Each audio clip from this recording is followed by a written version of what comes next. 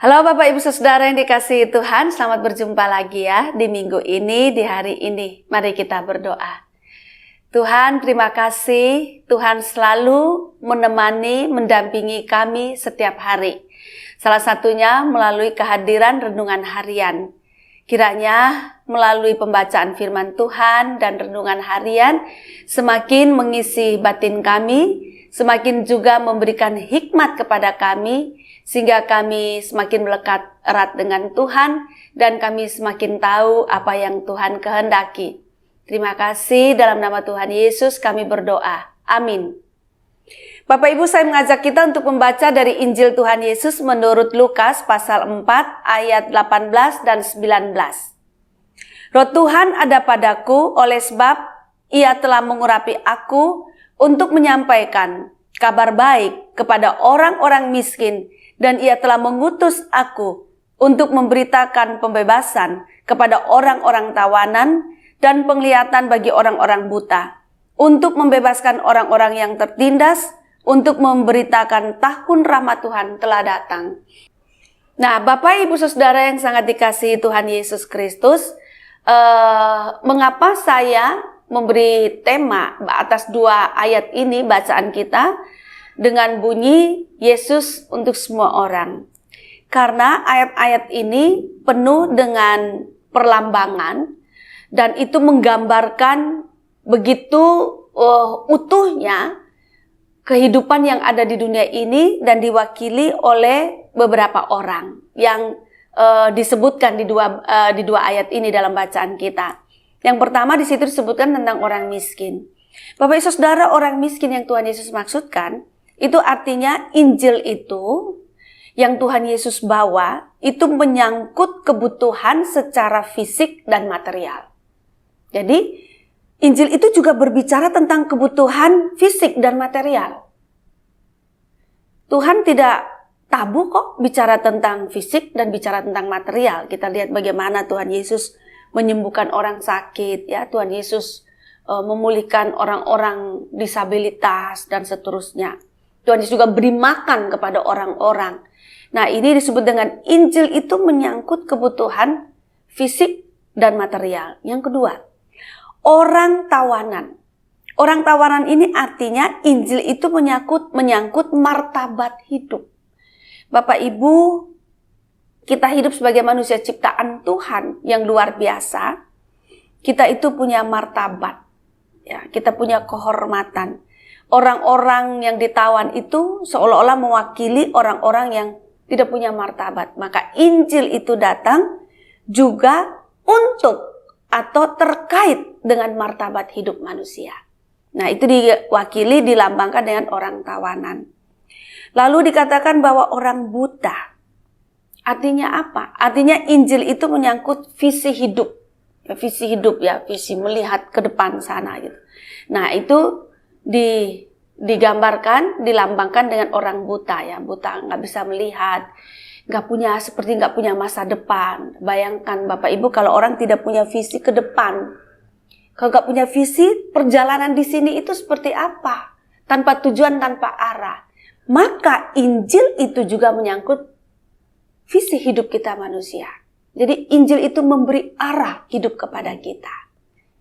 Dan berikutnya juga digambarkan dengan orang tertindas.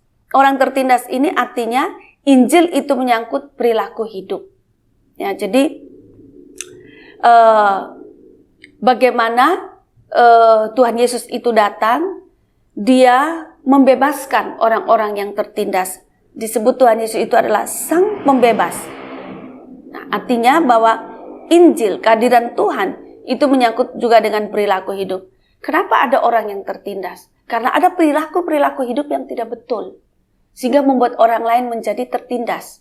Nah, Tuhan datang untuk membebaskan, untuk memerdekakan. Seperti dulunya kita ditindas oleh dosa, ya, kita kalah oleh godaan. Nah, Yesus datang memberikan pembebasan. Dengan ini kan juga menyangkut perilaku, ya Bapak Saudara. Gitu. Yang berikutnya dikatakan tahun rahmat Tuhan. Ini artinya Injil menyangkut sumber hidup. Jadi tahun rahmat Tuhan itu terkait erat dengan Allah, sumber hidup. Nah, jadi Yesus untuk semua orang itu artinya semua orang dengan kebutuhan-kebutuhan dan permasalahan-permasalahan itu direspon. Injil datang, Tuhan Yesus datang untuk menyikapi, untuk merespon kondisi-kondisi manusia. Jadi Tuhan Yesus tidak datang untuk kelompok tertentu, untuk kebutuhan tertentu, tapi Tuhan Yesus datang untuk semua orang dan juga untuk merespon semua kebutuhan, termasuk menawarkan kepada dunia ini bahwa rahmat Tuhan sudah datang, bahwa Tuhan datang, bahwa sumber hidup itu adalah Tuhan sendiri. Nah, Yesus yang seperti ini, Bapak Ibu Saudara, yang sudah lahir ke dunia, berkarya, membutuhkan respon serius dari kita. Bagaimana kita merespon Yesus yang datang, yang hadir untuk setiap kita, yang berkenan berjalan bersama dengan setiap kita, yang mau berjuang bersama dengan setiap kita dan merespon setiap kita sesuai persoalan-persoalan, pergumulan-pergumulan kebutuhan kita masing-masing. Sesungguhnya puji Tuhan sekali ya Bapak Ibu, ada Tuhan Yesus dalam kehidupan kita. Kiranya Tuhan terus menolong kita untuk semakin melekat erat kepada Tuhan dan sungguh menyadari kehadiran Tuhan dan pentingnya Tuhan dalam hidup kita, keluarga kita, dan seluruh aktivitas kita. Tuhan menyertai kita semua. Amin. Mari kita berdoa. Tuhan, terima kasih Engkau sangat baik. Allah yang luar biasa, Engkau datang ke dunia. Engkau menjadi manusia. Engkau memperhatikan, Engkau merespon semua kebutuhan-kebutuhan kami. Engkau hadir untuk setiap kami di dalam segala situasi kami. Dan kiranya kenyataan ini memberikan kekuatan kepada kami, penghiburan kepada kami, dan memantapkan kami untuk menjalani tahun 2024 ini bersama-sama dengan Tuhan Yesus. Engkau adalah Raja di atas segala raja, Engkau tabib terbaik, Engkau sumber kehidupan kami, dan Engkau sahabat yang siap untuk berjalan bersama-sama dengan setiap kami. Terima kasih, dalam nama Tuhan Yesus kami berdoa. Amin. Aku mengasihi Engkau Yesus dengan segenap hatiku. Aku mengasihi Engkau Yesus dengan segenap jiwaku. Ku renungkan firman-Mu siang dan malam, ku pegang perintah-Mu dan ku lakukan. Engkau tahu ya Tuhan, tujuan hidupku hanyalah untuk menyenangkan hati-Mu.